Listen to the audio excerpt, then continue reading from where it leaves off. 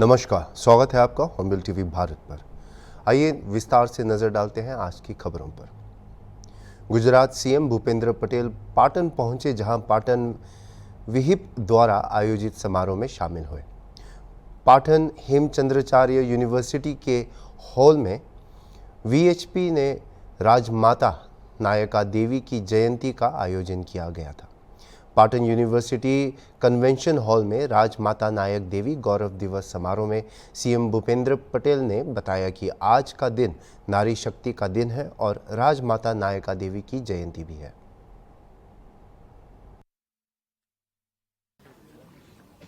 आज के अपने कार्यक्रम के माननीय अध्यक्ष, गुजरात राज्य के लोकप्रिय मुख्यमंत्री माननीय भूपेंद्र भाई, आज के कार्यक्रम के मुख्य अतिथि और यहाँ के एक मंत्री मिनिस्टर माननीय बलवंत सिंह जी, विश्व हिंदू परिषद के पूरे गुजरात राज्य के माने क्षेत्र के मंत्री अशोक भाई और आप सभी हिंदुत्वनिष्ठ धर्म प्रेमी देशभक्त भाइयों और बहनों, इस कार्यक्रम में आप इतनी बड़ी संख्या में सब लोग आए, मैं पहले आप सबका स्वागत करता हूं, आपका अभिनंदन करता हूं। हम सब भारत माता के सपूत है, हिंदू हैं और रानी नायकी देवी को अभिवादन करने के लिए यहां एकत्रित आए हैं और राम के भक्त भी है। आजना पाटण ऐतिहासिक भूमि पर प्राचीन शहर एवं स्थल पर विश्व हिंदू परिषद जेमने पाटणનો ઇતિહાસ, પાટણના ઇતિહાસને કેટલાય ટાઈમથી લોકો સમક્ષ જઈને આજનો જે દિવસ અહીંયા આગળ પસંદ કર્યો, એવા કાર્યક્રમમાં ઉપસ્થિત જેમના માટે એમ કહેવાય છે કે છેલ્લા કેટલાય સમયથી આ વિસ્તારની જે સમસ્યાઓ છે, ખાસ કરીને ધર્મ લગતી, એ તમામ ક્ષેત્રોને અગ્રતા આપી એવા આપણા ગુજરાતના મુખ્યમંત્રી આદરણીય ભૂપેન્દ્રભાઈ પટેલ સાહેબ આપણી સૌની સાથે મંચ ઉપર ઉપસ્થિત વિશ્વ હિન્દુ પરિષદના કેન્દ્રીય મંત્રી શ્રી વિનાયકરાવજી દેશપાંડે, મારા સાથી મંત્રી શ્રી બલવંતસિંહ રાજપૂત, ક્ષેત્રના મંત્રી શ્રી અશોકભાઈ રાવલ, આમંત્રિત સૌ મહાનુભાવો, નાયકા દેવીના અભિનેત્રી શ્રી ખુશીબેન શાહ, મારા સાથી ધારાસભ્ય શ્રી લવિંગજી ઠાકોર, જિલ્લા પ્રદેશના ઉપાધ્યક્ષ શ્રી નંદાજી ઠાકોર, જિલ્લાના અધ્યક્ષ શ્રી દશરથજી, પ્રદેશના પૂર્વ મહામંત્રી શ્રી કેસી પટેલ, પૂર્વ સંસદીય સચિવ શ્રી રણછોડભાઈ રબારી, પદ્મશ્રી સૌજીભાઈ ધોળકિયા, આમંત્રિત સૌ મહાનુભાવો, પ્રેસ મીડિયાના મિત્રો, સૌને મારા નમસ્કાર। जय श्री राम। मागणियों बधी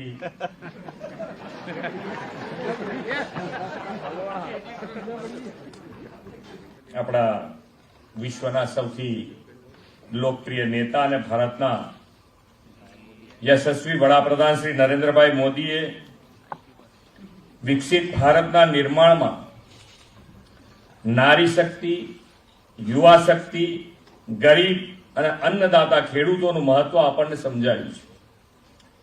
વિકાસ અને વિરાસત બંનેના સમન્વયની પણ એમણે હિમાયત કરી છે। આજનો આ સમારોહ ગુજરાતની નારી શક્તિના પ્રતીક અને પાટણના રાજમાતા નાયકા દેવીની વિરાસતને ઉજાગર કરવાનો અવસર છે।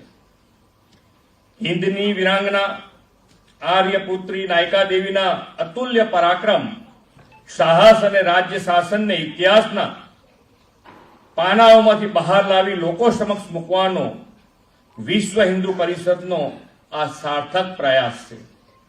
માં ભારતીના સપૂતની જેમ આર્યપુત્રીઓ પણ ત્યાગ, બલિદાન અને વીરતાના દર્શન કરાવ્યા છે. આક્રાંતાઓ અને હુમલાખોરો સામે પ્રજા અને રાજ્યને રક્ષણ આપવામાં નાયકા દેવી જેવા શાસકોએ અપ્રતિમ જુસ્સો અને યુદ્ધ નીતિ દાખવી છે. આપણે રાણી લક્ષ્મીબાઈ, રાણી ચેન્નમ્મા, અહલ્યાબાઈ વાતો ખૂબ સાંભળી છે. શાળા કોલેજોમાં તેમના વિશે ભણ્યા પણ છીએ.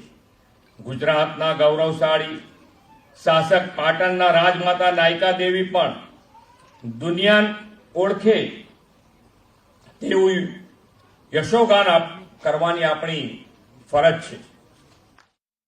लखनऊ में दानवीर भामाशाह के जन्म दिवस के अवसर पर नगर निगम ने एक भव्य आयोजन करवाया.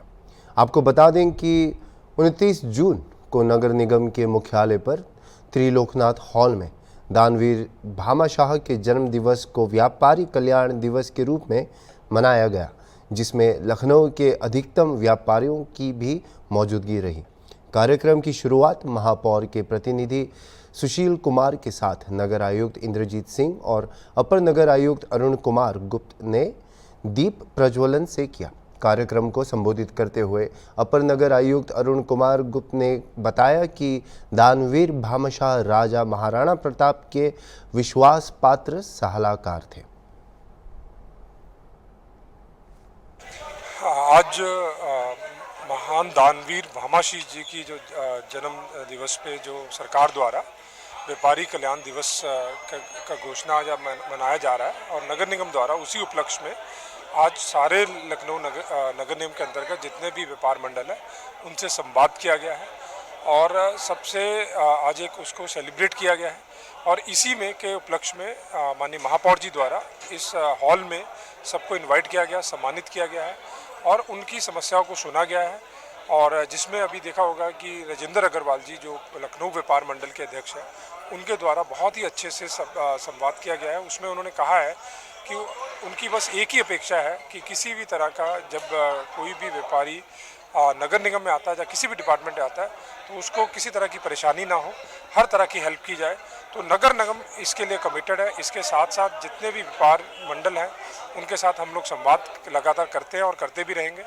उनके कोई इंफ्रास्ट्रक्चर इशू है उसको लेके, प्रॉपर्टी टैक्स को लेके जो इश्यूज़ है नगर निगम से, जहाँ साफ़ सफाई के इश्यूज़ है, सारे इश्यूज़ में नगर निगम प्रायोरिटी के बेसिस पे इसमें काम करेगा और सरकार की मंशाओं के अनुसार व्यापारियों को हर तरह का सहयोग करेगा. भिलाई शहर के ग्लोब चौक में हुए गोलीकांड के मुख्य आरोपी और निगरानी शुदा गुंडा बदमाश अमित जोश के ऊपर पुलिस प्रशासन ने बीएसपी प्रशासन के साथ मिलकर बड़ी कार्यवाही की है. यूपी राज्य की तर्ज पर शहर में पहली बार बदमाश अमित जोश के घर के ऊपर बुलडोजर चलाकर अवैध कब्जे में रह रहे उसके घर को नेस्तनाबूद कर दिया गया. उक्त बदमाश द्वारा अपने ही बिल्डिंग में करीब 16 से ज़्यादा मकानों को अपने कब्जे में रख किराए में देकर अवैध काली कमाई कर रहा था, जिस पर भी प्रशासन में बड़ी कार्रवाई करते हुए अवैध कब्जों को हटाकर मकानों के खिड़की दरवाज़ों को तोड़कर मेंटेनेंस ऑफिस को सुपुर्द कर दिया. इस कार्यवाही के दौरान सुबह से ही भारी पुलिस बल मौके पर तैनात कर दिए गए थे और अवैध कब्जाधारियों को बलपूर्वक मकानों से हटाया गया.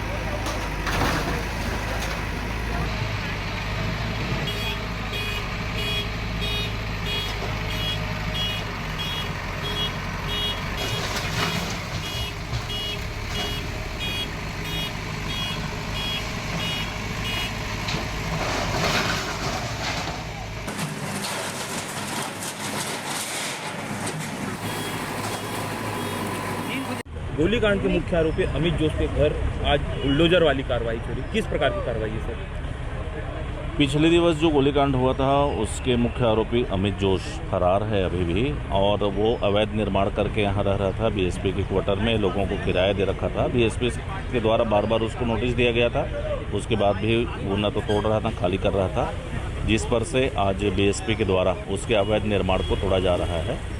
सर, घटना के 48 घंटे होने के बाद भी अभी भी अमित जोश पुलिस की गिरफ्त के बाहर है, कब तक गिरफ्तारी होगी? लगातार प्रयास किए जा रहे हैं, ठिकानों पर दबिश दी जा रही है, पुलिस की टीम बनी हुई है और गिरफ्तारी के प्रयास किए जा रहे हैं। एक दो जगह पहुंची है हमारी टीम, जहां उसको छिपा के रखा गया था, उस छिपाने वाले के खिलाफ भी कार्रवाई की जा रही है। आज उसको भी गिरफ्तार करके प्रधानमंत्री नरेंद्र मोदी ने रविवार को पूर्व उपराष्ट्रपति एम वेंकैया नायडू के जीवन पर 3 पुस्तकों का वर्चुअल माध्यम से अनावरण किया। नायडू के 75 वर्ष पूरे होने के जश्न के अवसर पर पुस्तक विमोचन का आयोजन किया गया। 3 पुस्तकों में अंग्रेजी में Venkaiah Naidu a life in service celebrating Bharat, अंग्रेजी में देश के 13वें उपराष्ट्रपति के रूप में नायडू की 5 साल की यात्रा, और तेलुगु में महानेता जीवन का अनावरण मोदी द्वारा किया गया। Request our Honorable Prime Minister to release the biography Venkaiah Naidu, Life in Service, authored by Shri S. Nagesh Kumar.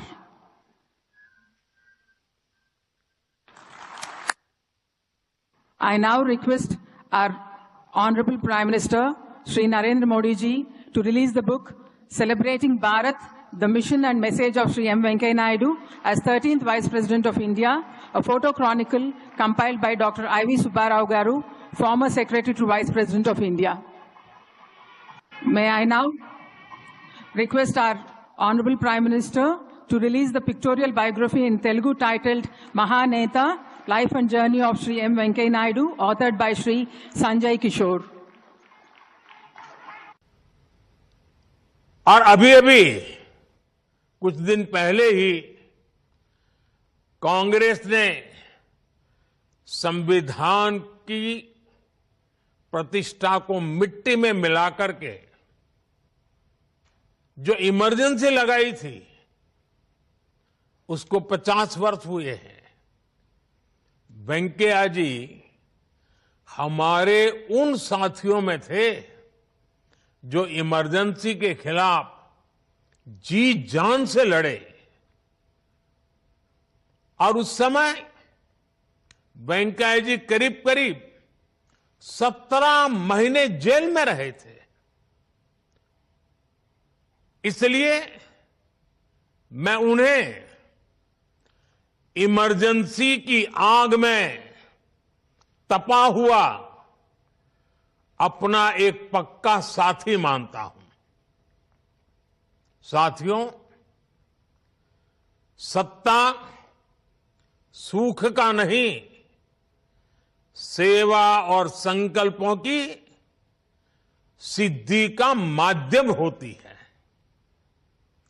Venkaiah जी ने ये तब भी साबित किया जब उन्हें अटल बिहारी वाजपेयी जी की सरकार में शामिल होने का मौका मिला।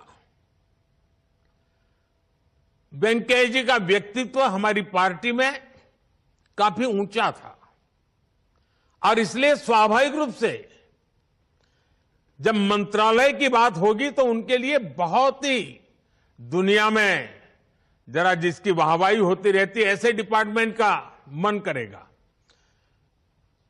वेंकैया जी जानते थे कि शायद मुझे ऐसा ही कोई मंत्रालय मिल जाएगा, तो वो सामने से गए और उन्होंने कहा कृपा करके मुझे ग्रामीण विकास मंत्रालय मिले तो अच्छा होगा। ये छोटी बात नहीं है। और वेंकैया जी ने ऐसा क्यों किया? इसलिए क्योंकि नायडू जी गांव, गरीब और किसान की सेवा करना चाहते थे। और ये विशेषता देखिए, शायद भारत में वो ऐसे मंत्री रहे जिन्होंने अटल जी के समय ग्रामीण विकास का काम किया और हमारे साथ कैबिनेट में एक वरिष्ठ साथी के रूप में शहरी विकास मंत्री के रूप में काम किया।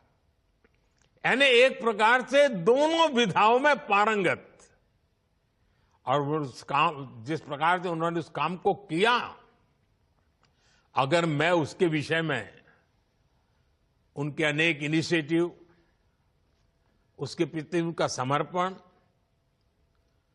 भारत के आधुनिक शहरों की उनकी कल्पना, अगर मैं उसके विषय में कुछ कहने जाऊंगा तो कई घंटे निकल। भाजपा नेता मोहम्मद सैयद ने हॉर्नबिल टीवी से बात करते हुए कहा कि उन्हें जम्मू कश्मीर में विधानसभा चुनाव की उम्मीद है और उन्होंने लोगों से भारतीय जनता पार्टी को वोट देने का आग्रह भी किया। सैयद ने बताया कि संसदीय चुनावों का शांतिपूर्ण समापन जम्मू कश्मीर की बेहतरी और विकास के लिए एक अच्छा संकेत है।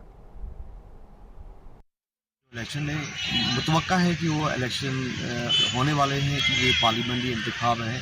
अभी कोई नोटिफिकेशन नहीं निकली है तो वो निकलेगी इंशाअल्लाह। तो हम भी चाहते हैं कि यहाँ जम्मू कश्मीर में खासकर अपनी हुकूमत बने, ताकि कोई एमएलए होता है तो उसके पास जाते हैं लेकिन वो एमएलए कोई काम करता है ही नहीं, लेकिन फिर भी एक उम्मीद होती है कि अपना नुमाइंदा है।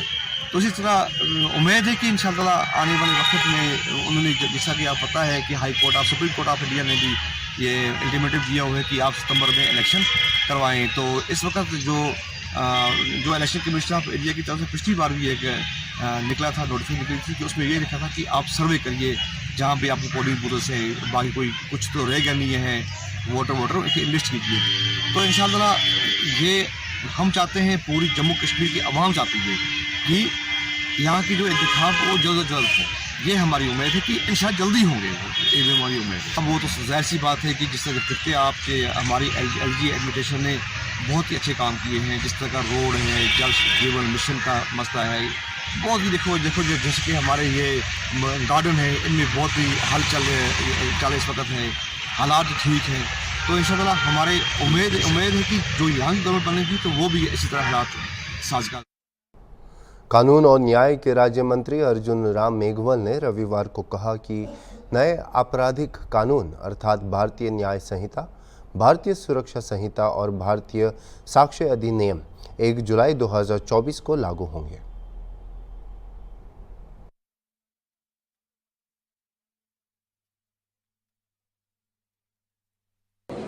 ये 3 जो नए कानून हैं जो क्रिमिनल जस्टिस सिस्टम से जुड़े हुए हैं, तो आईपीसी की जगह भारतीय न्याय संहिता, सीआरपीसी की जगह भारतीय नागरिक सुरक्षा संहिता और इंडियन एविडेंस एक्ट की जगह भारतीय साक्षी अधिनियम, ये तीनों कानून 1 जुलाई से कल से लागू हो जाएंगे। हमने पूरे देश में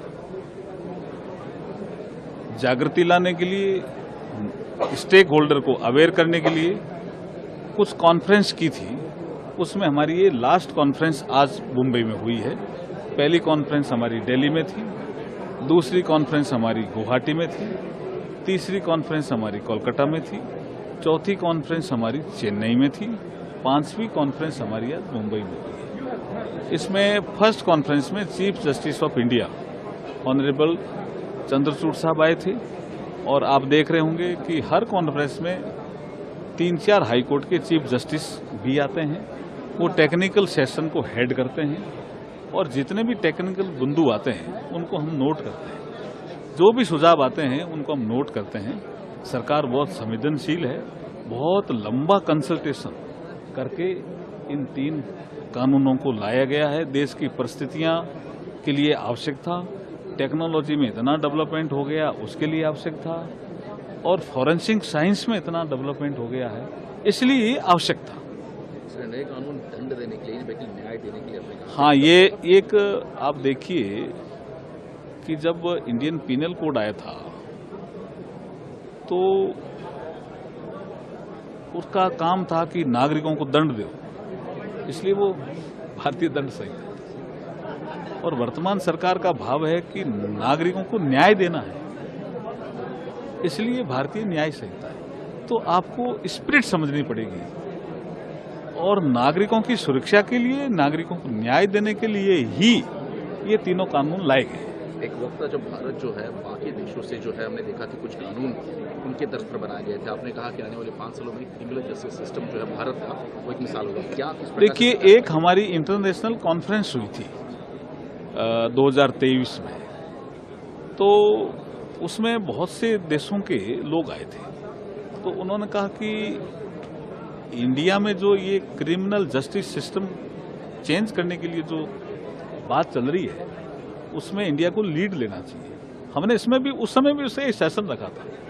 तो उन देशों के जो लॉ मिनिस्टर थे, जो उन देशों के जो सुप्रीम कोर्ट के जजेस थे, उन्होंने कहा कि अगर ये चेंजेस आ गए तो आने वाले समय में भारत क्रिमिनल जस्टिस सिस्टम का वर्ल्ड लीडर बनेगा। ये उनके भाव थे। Thank you. देखिए, मैंने आपको कहा ना, जैसे एक आलोचना कंसल्टेशन नहीं हुआ, मैंने अभी आपको बताया और आपको अभी बता रहा हूं, सभी राज्यों के मुख्यमंत्री, गवर्नर को हमने लिखा, चीफ जस्टिस ऑफ इंडिया को लिखा, हाई कोर्ट के जजेस को लिखा, चीफ जस्टिस को लिखा, सारे सांसदों को लिखा, नेशनल जो लॉ की यूनिवर्सिटी है उनको लिखा, लॉ से संबंधित विश्वविद्यालय है उनको लिखा, स्टूडेंट से राय ली, जनता को ऑनलाइन खोला, भी आप सुझाव दो। बहुत कंसल्टेशन हुआ है। उसके बाद मैंने बताया ना, बेजबुरबा से लेकर के मलीमत कमेटी तक कितनी कमेटियां बनी। उसके बाद मैंने कहा पार्लियामेंट की होम अफेयर्स की एक स्टैंडिंग कमेटी थी, उनकी 4-5 रिपोर्टें आ गई। लॉ कमीशन ऑफ इंडिया 1960 के दशक से कह रहा है कि ये अंग्रेजों के जमाने में बनाए हुए कानून है, इनमें परिवर्तन होना चाहिए। क्योंकि उन्होंने कहा ये क्या है, मैजेस्टी शब्द अब इंडियन एविडेंस एक्ट में जरूरत है क्या? जूरी शब्द की अभी आवश्यकता है क्या? बैरिस्टर शब्द की अब आवश्यकता है क्या? क्राउन शब्द की अब आवश्यकता है क्या? लेकिन किसी ने ध्यान नहीं दिया। ये नरेंद्र मोदी जी ने ध्यान दिया और भारत की वर्तमान परिस्थितियों के अनुकूल टेक्नोलॉजी का इनपुट इतना दिया है कि आपको बहुत सुविधा होगी, हर नागरिक को सुविधा होगी, पुलिस को भी सुविधा होगी, और जो पीठासीन अधिकारी है हमारे जजेज, उनको भी सुविधा होगी। अभी के लिए इतना ही, और खबरों के लिए देखते रहिए हॉर्नबिल टीवी।